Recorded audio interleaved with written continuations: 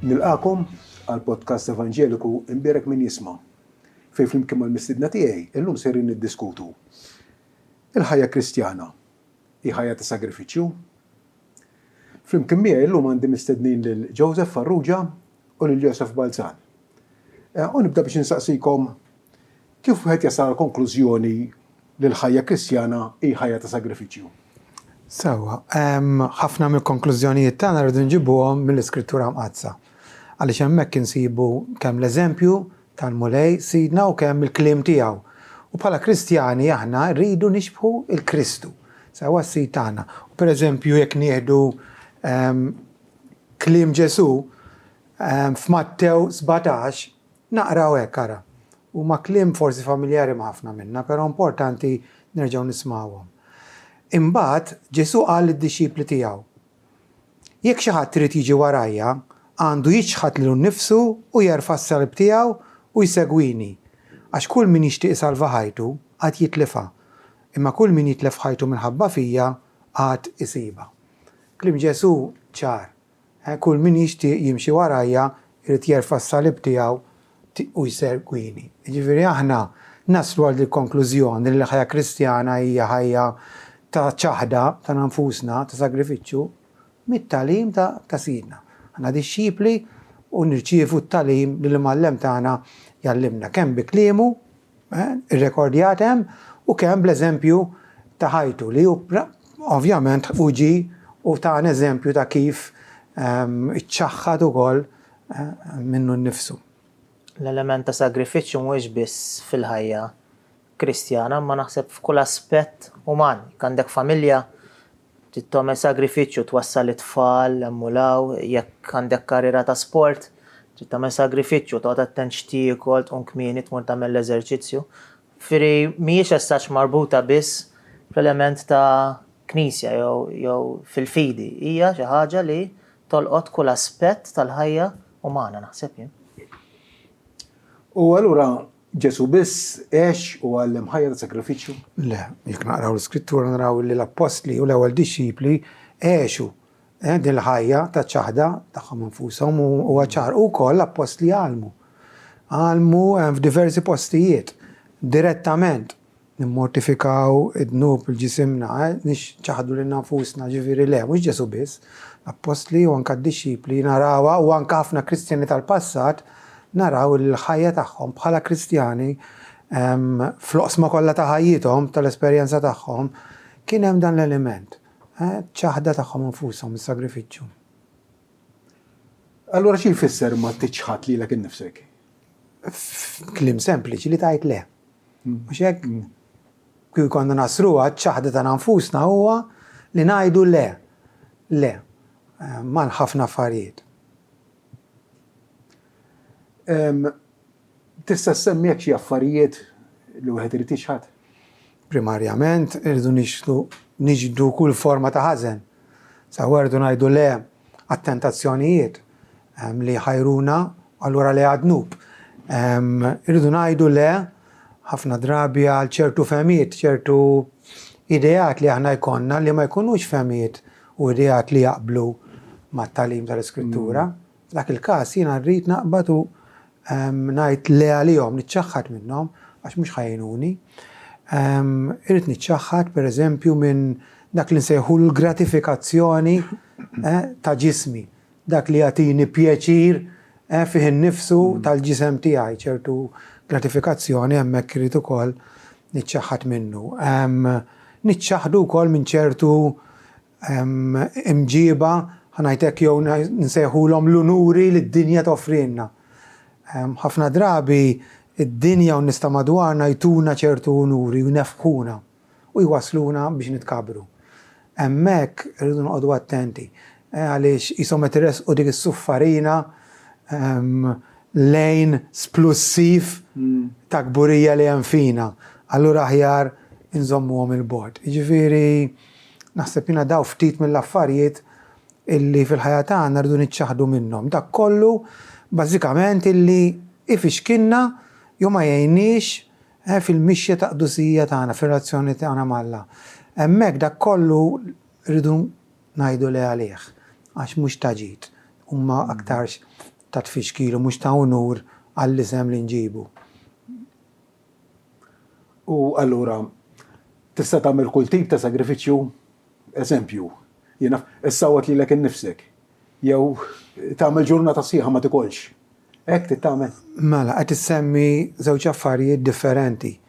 Il-moħqrija, mutilazzjoni tal-ġisem hija idea medjevali, idea li bdiet u komplit anka miżinterpretazzjoni tal-kliem tal-Apostlu Pawlu, ġifieri dik ċertament li aħna Alla ma jgħidilniex isma' immutilaw u sawtu u l-ġisem ta'kom fiżiku, anzi l-unika eżempju li nsibu tagħha din hija ta' wieħed mimli bid-demoni.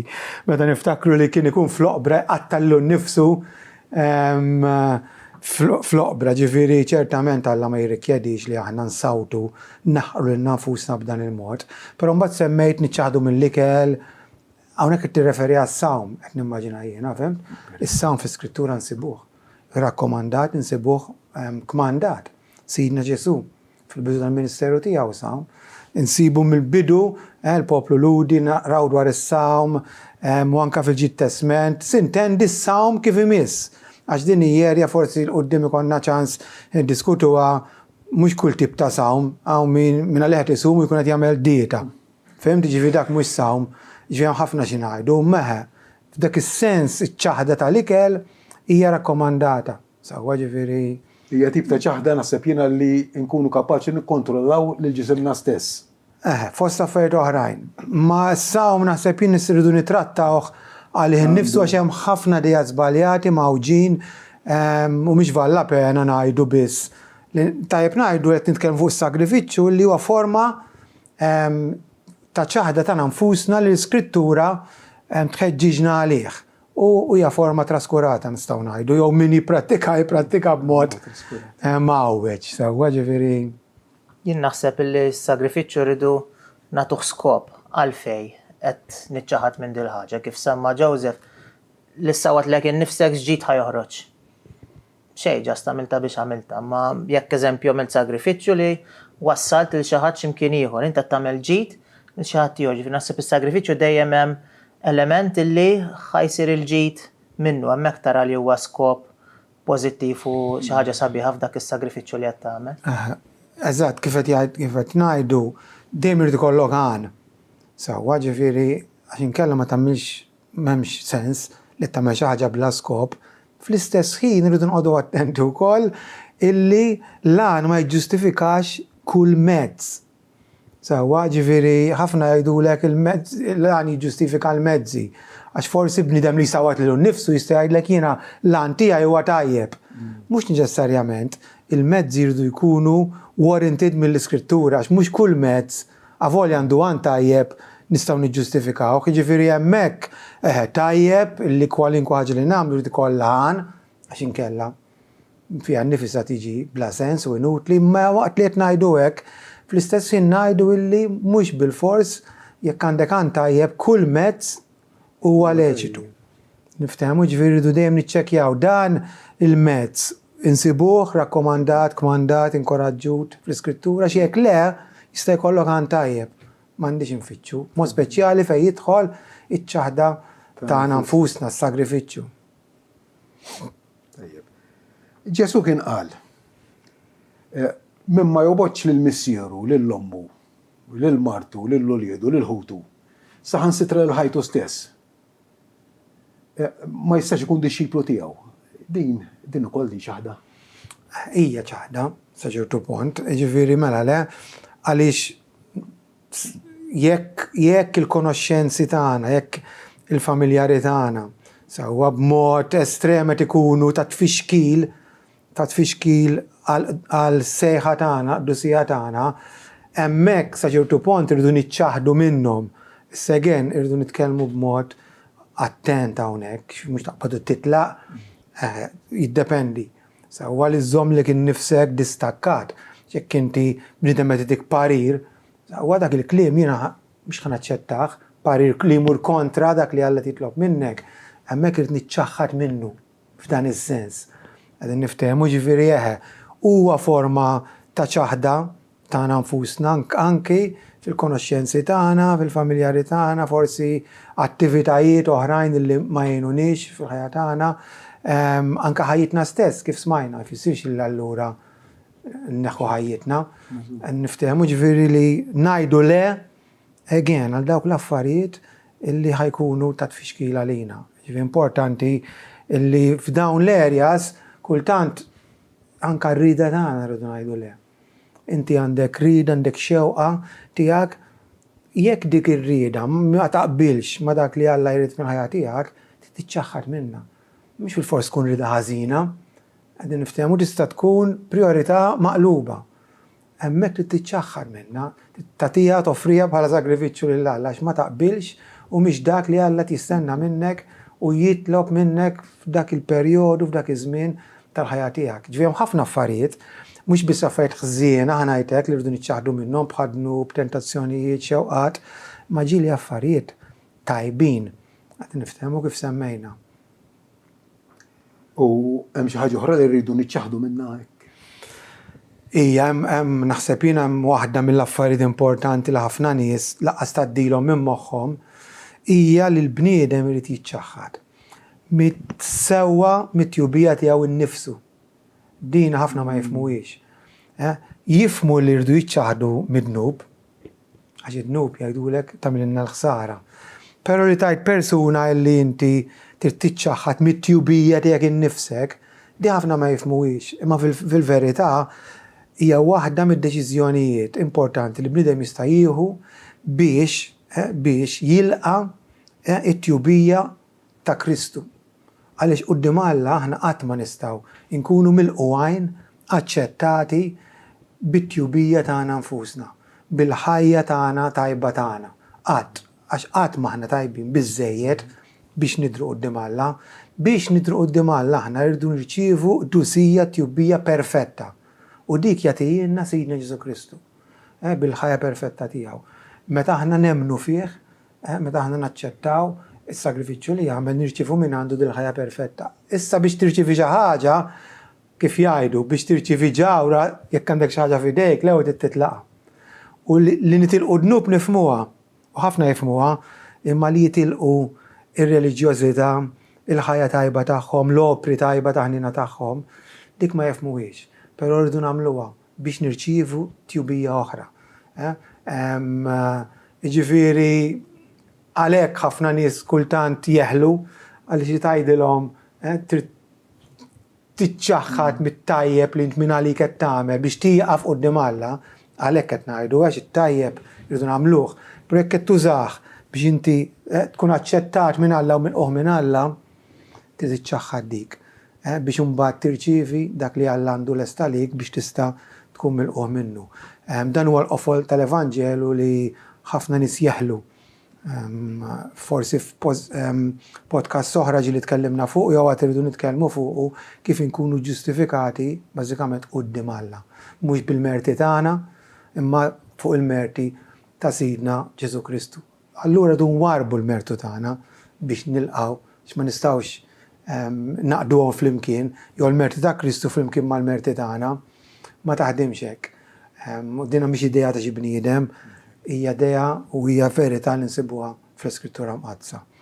Eżatt, aħna fil-fidi tagħna mhux aħna ċ-ċentru, imma Alla. Hawn reliġjonijiet li jiffukaw fuq il-bniedem.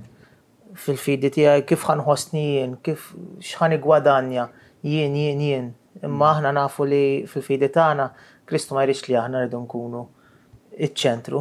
Imma huwa hemmhekk dik hija l-ikbar sagrifiċċju li inti tneħħi l-jien mill-formula u tpoġġi l-Alla u tibni kollox bħala ħajja ta' servizz għalih. Allura, imma x'inhu l-għan taċ-ċaħda tagħna nfusna? Tajt le għadna aħna sewwa, ċ-ċaħda tagħna nfusna hi li tajt le. Però ma tistax taqaf hemm. Aħna ngħidu tajt le biex tajt iva. Sewwa, ġifieri l-għan dak huwa jew fil-Skrittura nġibu l-eżempju li tinżal bniedem il-qadim. Għalfejn biex tilbes il-bniedem il-ġdid. Allura l-għan dan huwa, ġifieri primarjament aħna qed ngħidu le għall-affarijiet li semmejna biex ngħidu iva għal dak li għandu Alla lest għalina.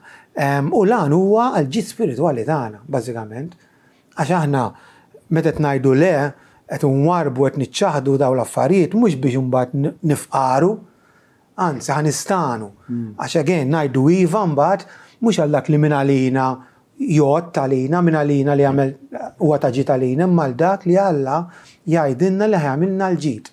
Mela allura tinwarrab qed ngħid le u qed nirċievi u x'qed nirċievi dak li Alla għandu għalija li huwa propjament dak li jagħmel li l-ġid.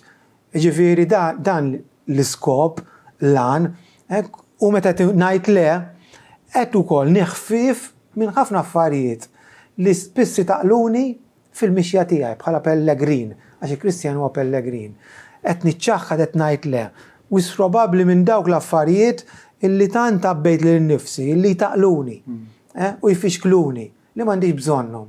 Allura ħangawdi spiritwalment u ħanamilha faċli għajja nnifsi biex inkompli miexi fil-modija tal-ġustizzja. F'din it-triq, il-triq tas-santifikazzjoni li Alla jridni nimxi fiha. Ġifieri fl-aħħar mill-aħħar ingawdi wkoll il-benefiċċji tagħha. Mhux ħafna drabi iżek meta tagħti xi ħaġa minn għalik ħad tiġi bil-minus. Taf kif mentri mhux hekk, Alla ma jitlobna xejn li f'dak li għamlilna ħsara. Ġifieri u jtina dejjem dak li huwa ta' ġid spiritwali għar-ruħna. Niftakar fiż-żerrija li semmi Ġesu. Dik iż-żerrija kieku tista' titkellem x'kien tpoġġiha fil-ħamrija tat-tija qed toqtolha. Imma eventwalment qed tagħmel dak is-sagrifiċċju ħajħorġ riżultat sabiħ minnu wara għax imbagħad għandek is-sabiħ meta tikber is-siġra u hekk kif qed ngħidu dik hija l-iskop tas-sagrifiċċju qed tagħmel xi ħaġa li dak il-ħin m'intix qed tara forsi il-frott, imma eventwalment il-frott ħajoħroġ u ħadd tkun iktar kontent miegħek innifsek bid-deċiżjoni li tkun ħadd li għamilt element ta' sagrifiċċju. Iva, però ma taħsibx li din l-istampa sewwa. Tista' tgerrex xi wħud li jkunu hekk qegħdin jikkonsidraw lill-Kristu u l-Kristjanieżmu. Għandek raġun. Tista' tkun hekk, però aħna maħniex bħal dawk illi biex niġbdu lin-nies sewwa indendlulhom il-karotta u ngħidulhom isma' ejja wara Ġesu, ferħ, kuntentizza, prosperità, saħħa, għax dik mhix ir-realtà. Għax Ġesu m'għamilha.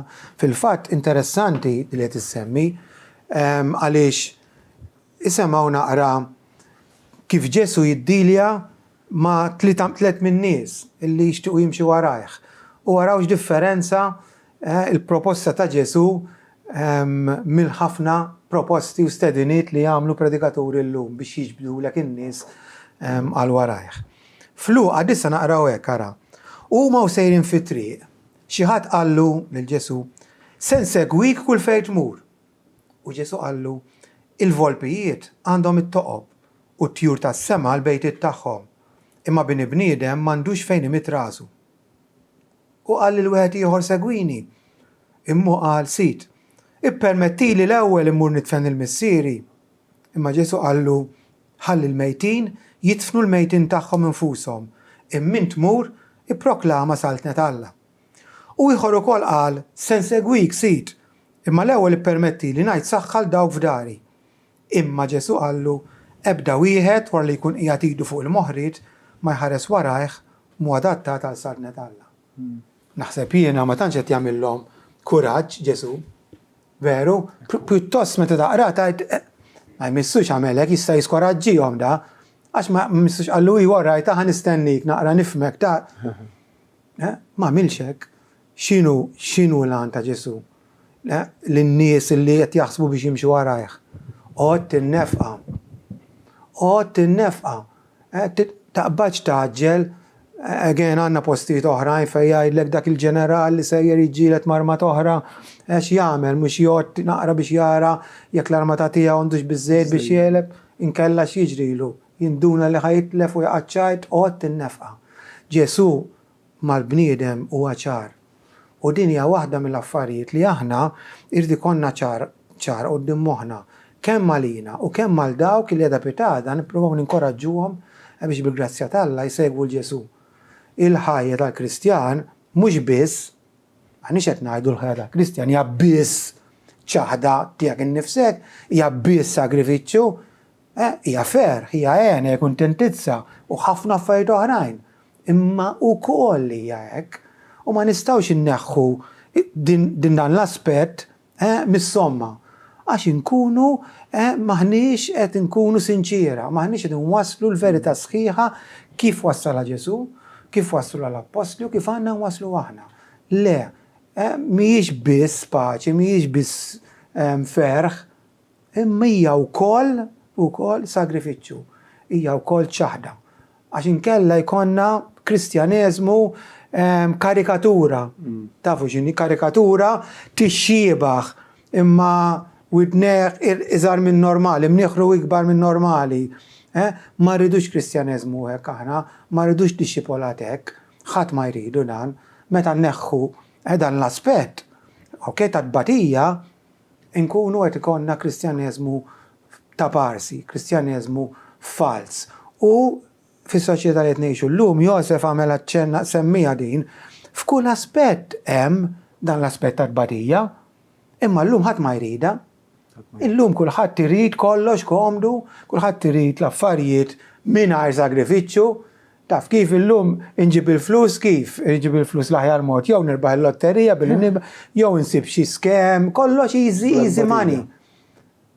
Kif tiġib il-flus? Aħdem, tfarasek hemm, fil-ħodu għax-xogħol, studjek, inti student. Mhux hekk jew le. Il-familja kif tkabbara, relazzjoni kif tkabbara, impenja, iċċaħħad minnek. Illum koppja tgħidilhom sagrifiċċju, sfortunatament ngħidu kif tiġi mill-ewwel li hemm bżonn li nagħmel ċaħda tiegħi nnifsi le l-ewwel kun kuntent inti. Jekk m'intix kuntent inti, jekk hemm xi ħaġa li toħloqlok skumdità u kuntent mhux tagħmlek kuntent u warrab. Xi differenza minn Sidna Ġesu u mill-Kristjaneżmu vera timxix fuq il-kuntentezza tiegħek innifsek biss skumdità. Imma kun les li taqdi l-servi anke jekk dan jitlob minnek ċaħda. U għalhekk ngħiduha b'afsa ta' qalb ħafna mill-Kristjaneżmu llum huwa fjak. Huwa fjak għax m'hemmx dan l-element. M'hemmx Kristjani disċipli li regolarment qegħdin jiċċaħdu minnhom infushom, qegħdin jagħmlu sagrifiċċju, allura mhux qed jissaħħu kif suppost. Jiġifieri Però kif pinġejt anti iċ-ċaħda tagħna nfusna xejn mi faċli. Imma allura kif taħseb l-istess il-possibbli di? Ħadd qatt ma qal illi Kristjaneżmu huwa faċli. Jekk xi ħadd qallek hekk qed iqarraq bik. Xejn mhu faċli fil-Kristjaneżmu, xejn. Faċli tħobb il-ledewwa tiegħek u titlob għalihom, faċli taħfer, faċli isservi l-Alla u forsi tmur titkellem fid-dinja tal-lum u tajt taqsam l-Evanġelu. Faċli timmortifika tajt le tentazzjonijiet, hemm xi ħaġa faċli. Isek qed tmur kontra r-rieda ta' ħanajduha kif inhi kollox diffiċli, iċ-ċaħda ta' nafusna diffiċli. Imma ngħidu ħaġa, hija possibbli. Mhix faċli, imma possibbli. U din irridu nemmnu aħna li l-affarijiet li jitlob minna Alla ħafna minnhom mhuwiex faċli, assolutament mhux faċli, imma huma possibbli. Kif huma possibbli? Bil-qawwa li Alla jagħtina. Alla jagħtina qawwa permezz tal-Ispirtu Qaddis tiegħu li aħna Kristjani rċevejna, u bl-istess qawwa bl-għajnuna tiegħu kollox isir possibbli, mhux faċli, imma jsir possibbli. Ma jsirx f'daqqa, ma jsirx f'kolb, imma jsir. Nista' niċċaħad minn innifsi iva, faċli le, imma possibbli. Ngħid le, ma nistax naqta' qalbien, jgħidulek għax hemm dak id-dnub dejjem naqgħu fuq faċli, jgħidlek kif jista' jkun fim mela taħseb li faċli neħles minn dak il-vizzju, mhuwiex faċli, però possibbli. Bil-qawwa t'Alla u billi tiċċaħħad int qed niftehmu ġifier dik waħda u wkoll jekk aħna mbuttati nerġgħu nirrepetu mill-imħabba. Kemm hija importanti din. Għalfejn iċċaħħad minn ċertu affarijiet għal martijien, għalfejn. Għax inħobba. Mhux hekk, għalfejn qed niċċaħħad minn ċertu affarijiet imbuttat mill-imħabba. Hemm raġunijiet oħra, imma l-iktar ħaġa li timbuttani li ttini enerġija, appart il-grazzja tal-Alla fija u l-qawwa tal-Ispiritu Sant hija wkoll imħabba tal li wara kollox itili Alla. Jekk jien inħobb lill-Alla u lill-oħrajn, ħankun lest ngħid le u ngħid iva. Jiġifieri xejn mhu faċli, assolutament, però kollox huwa possibbli bil-qawwa ta' dak li qawwina. Jgħidilna l-Apostolu Pawlu. Naħseb ġifieri ftit kliem il-proċess huwa ċaħda u mħabba. Huwa ċaħda imqanqla u mbuttata Mill-imħabba. mill-imħabba. Mhijiex faċli, ovvjament fejn tgħid, però hija worth it. Għax meta tara r-riżultat li joħroġ f'kull aspett ta' sagrifiċċju tkun għamilt f'ħajtek, ir-riżultat jagħtik ċertu paċi, sodisfazzjon li tgħid ara x'għamel fija Alla. Kemm tħossok kuntent, il-kuntent titsol paċi tħoss ma tixriha bl-ebda ammont ta' flus, imma jiġu minn daw is-sagrifiċċji li tkun għamilt matul ħajtek naħseb. U anka nkompli forsi fuq dan li qed jgħid Josef, ħafna drabi ma nafx kif ċertu persuna jistenna li jgawdi ċertu affarijiet mingħajr is-sagrifiċċju. Issek għandek bidwi illi ħares lejla l-qatijaw. Jistenna li jaħsad il-frott mingħajr da ma jkunx xoqlara għalih u ħarat il-ħamrija u z-zera u s-saqqa jgħatem u jgħid isma' ħan istenna l-frott. Bla sens. No pain u jgħidu no pain, no gain. Iġifieri ma nkunux dak it-tip li nistennew affarijiet kbar f'ħajjitna hekk. Hekk. Le. Alla għandu pjan u Alla irridna nesperjenzaw affarijiet u barkiet li ġejjin minnu imma hemm prezz jinħallsu. Hemm prezz jinħallsu. U dal-prezz fil-qofol tiegħu huwa ċ-ċaħda tagħna nfusna. Jiġifieri le, ejja ma nibżawx minna, ejja ma nibżawx milli ngħidu le, għax bil-grazzja tal-Alla kollox possibbli. Kollox. Xi kumment tal-aħħar hekk? Il-kumment nirrepeti dak li għadna. Jiġifieri li ejja jkollna stampa sħiħa ta' xiġifieri il-Kristjaneżmu, ta' xiġifieri jindixxiplu, ta' xitlob minni Alla. Stampa sħiħa. All right? Mhux karikatura. Għaliex dak huwa Kristjaneżmu veru li inkludi anki ċaħda ta' nfusna, mhux dawk l-affarijiet koroħ negattivi fajnejna inwarbuhom u nieħdu biss il-ħelu kif jagħmlu xi wħud meta jaqraw l-iskrittura, jażlu biss dawk il-frus li tuhom komfort u faraġ u dawk il-kliem il-gwaj u l-kliem naqribes u warbuhom. Le, naċċettaw kollox għax bekk inkunu Kristjani sani, b'saħħitna. Kif semmejna jekk inżommu f'moħħna x'se joħroġ minn dan is-sagrifiċċju lan tiegħu fejn ħajwassalni is-sagrifiċċju tara inqas qiebes biex tagħmlu. Il-fokus irid ikun fuq ir-riżultati iktar milli fuq x'sembati issa. Ringrazzjakom. Grazzi. Thank you, grazzi. Ringrazzja lilkom ukoll li segwejtu dan il-podcast imberek min jisma' nittama li kien ta' interess u jalla jkun ilkom taġid fil-ħajja tagħkom. Nsemmilkom.